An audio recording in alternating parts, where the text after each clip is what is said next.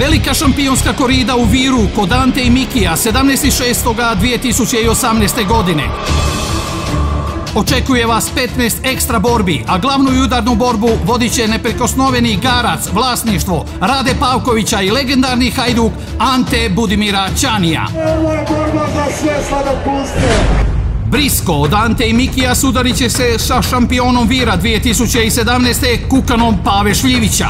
Boronja Julijana Brašnarevića vodit će tešku i ogorčenu borbu protiv Putalja Ante Varvodića. Milonja Miće Radanovića protiv Kukana Milana Galića Gale. Bizon Paške Brašnarevića protiv Kaldrme Ajdina Selmana. Neporaženi Krilan u vlasništvu Mateja Grabovca protiv Briska Čiće Čambera. Ringo braće Milas protiv Medenog Hitke Kučkovića.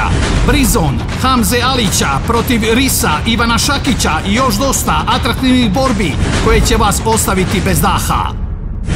Za sve vas pripremili smo bogat izbor jela i pića i vrhunske zabave. Ulaz je 10 maraka.